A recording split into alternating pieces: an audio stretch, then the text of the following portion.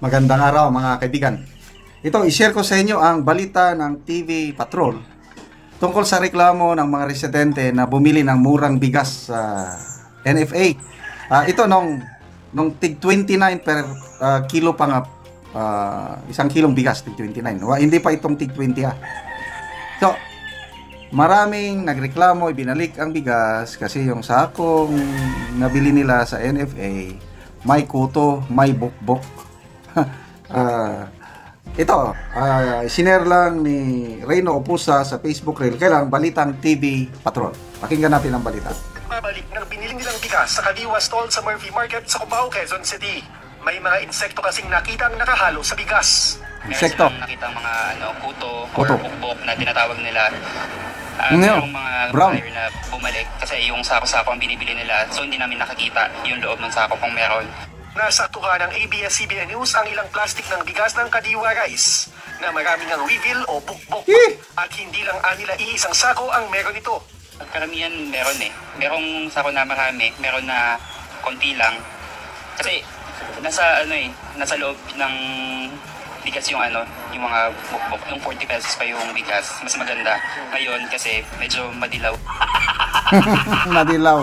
Laon ng tawag sa Waray. May mga nagbabalik ng binili nilang bigas sa Kadiwa stall sa Murphy Market sa Cubao, Quezon City. May mga insekto kasing nakitang nakahalo sa bigas. Meron silang nakita mga kuto or bukbok na tinatawag nila. Merong mga buyer na bumalik kasi yung sako-sako ang binibili nila. So hindi namin nakikita yung loob ng sako kung meron. Nasaktuhan ng ABS-CBN News ang ilang plastic ng bigas ng Kadiwa Rice. Yun o, gumagalaw. Maraming ang reveal o bukbok. At hindi lang anila iisang sako ang meron ito. Karamihan meron merong sako na marami, meron na konti lang.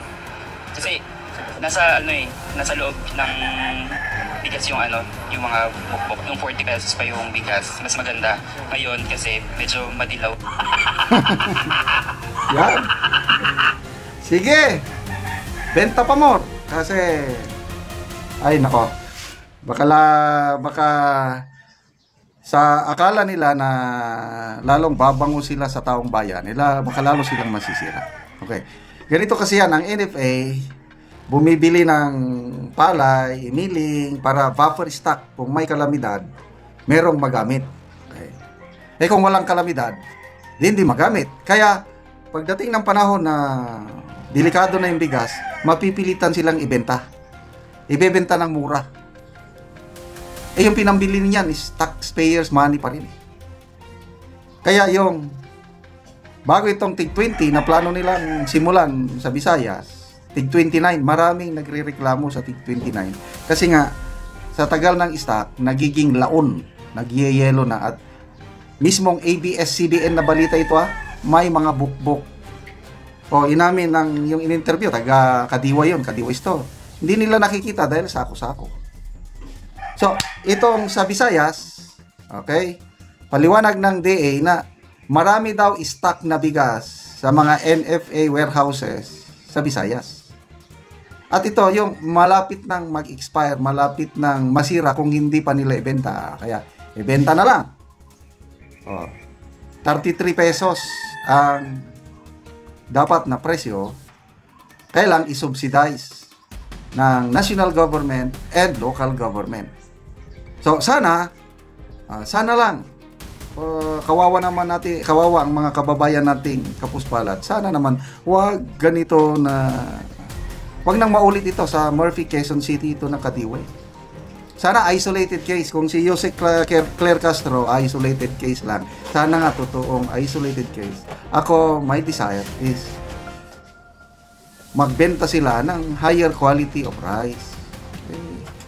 Gusto nyo man lang magpabango sa taong bayan, ito yung magandang klase ang ibenta nyo. Huwag na yung ganitong may bukbok ng yelo na.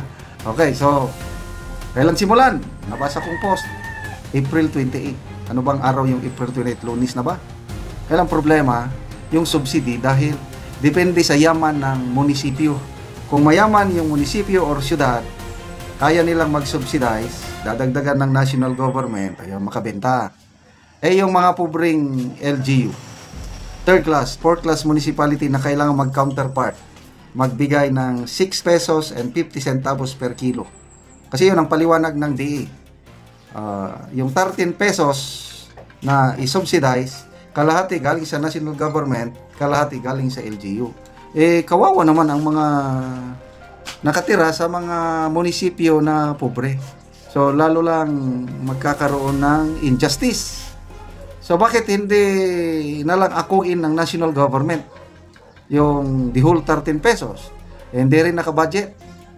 Kaya 5 billion lang itong nailaan nila ng pundo para sa Visayas, 5 billion. So, again, yung question, bakit Visayas lang? I don't know. Sabi ni VP Sara, baka alanganin ang boto nila sa Visayas. Vote rich ang Visayas, kaya inuna nila. Mindanao, huwag na kayong pumunta sa Mindanao. Dahil kahit libre pa ang bigas na ibigay ninyo, hindi rin nila iboboto ang alyansa. Baka pwede pa yan sa Visayas na makakuha kayo ng boto. Kaya kayo mga kababayan natin sa Visayas, samantalahin nyo itong programang ito dahil malaking bagay din yan. Yung, dati bumibili ka ng 40, 50. Ngayon, 20 na lang. Di 20 na lang. Sana naman, yun na nga, wag lang naman may bukbok, wag namang may kuto. Para kahit tayong mga Pilipino, kahit walang ulam, basta high quality yung bigas, ayos na, idildil mo lang yan sa asin o ginamos. May konting gulay, happy ng Pilipino. Basta lang maganda ang quality ng bigas. Okay, salamat mga kaibigan sa inyong pagsubaybay sa ating